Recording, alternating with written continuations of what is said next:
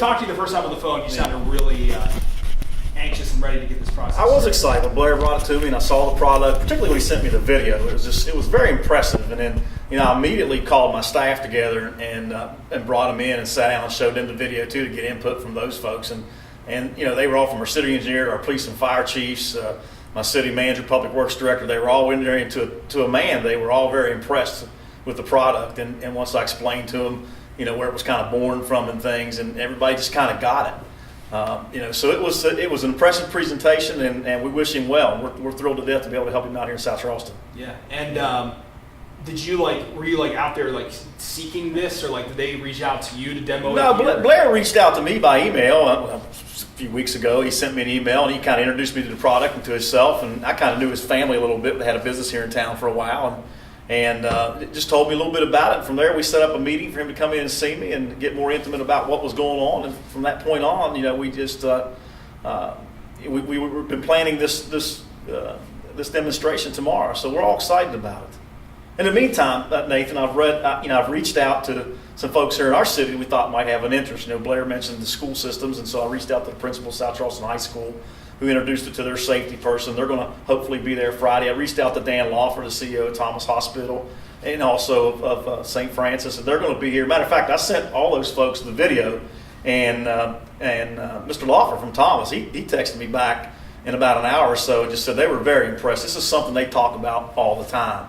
This safety in the hospitals and this non-traditional egress scenario, which hopefully will become traditional, because particularly as Blair and I talked about, we kept communicating a little bit about it. And another thing that really interests us in particular is if we can work this into our building code scenario.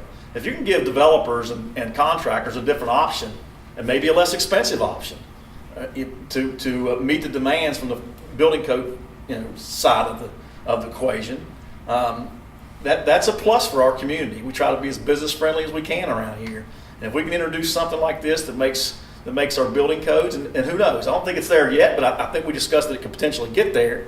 That's a huge plus, I think, for us as we look for economic development growth in our community. It's another sale. Opportunity for economic growth, and also kind of, he said, I think, leading the way in terms of the safety need. Between the way that you've spread this idea in just a few short weeks, it seems like you're embracing. Is that fair to say that you guys are embracing, kind of taking that leadership role? At this point in time, I see no reason not to. I mean, it was impressive.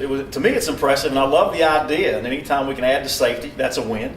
Anytime we can add to as I mentioned, putting something else in the building code as an option, that's a win. So where's the lose? This is a good scenario. And you know how we are around here, Nation. We like to lead, and we don't mind doing something a little outside the box, as I've been preaching forever today we need to do in West Virginia. We're tired of being 49th and 50th. You got to think outside the box, right? This is outside the box. Inside the slide. Inside the slide, outside the box. So this is another way for us to get outside that box and do something different, bring something new to the table. Yeah, you're talking about the first. You're talking about a lot of firsts instead of 50. Yeah, we like being first. Yeah, we like being first. I'm a pretty competitive guy. Just in the fact that they reached out to demo this product here, I mean, I guess specifically in South Charleston, how cool is that? Well, it is. That's one thing in my mind that registered with me is how we've tried to grow and prosper around here. And one of the things Blair mentioned, he may not remember saying it to me, but I did because it locked in my mind, was he was impressed with what was going on in South Charleston. That's why he kind of reached out to us. He likes what we're doing. And I thought, there you go. That's what we like to hear. That tells me that what we're doing is getting out there and it's working. So, we're very, very happy to do this here in South Charleston. We hope to get a lot of folks out to see this demonstration on Friday. And do you think, can you envision like a future with all these things in buildings everywhere, that kind of thing? I can. I really do. I think it definitely has an opportunity. Again, you have that other option of egress in your building instead of that traditional option that we're used to. And so it's very important that when I had this conversation with my city engineer's code official, it's very important, particularly if we can incorporate this into our building codes. That's a big deal. That's a big deal. So we'll see. There's still a lot, we got to do our due diligence too. But to this point in time, this seems like a pretty good gig. And you're excited for Friday? Very excited. Hope we get a good turnout. You're going to be sliding on the thing? Yeah, we'll see.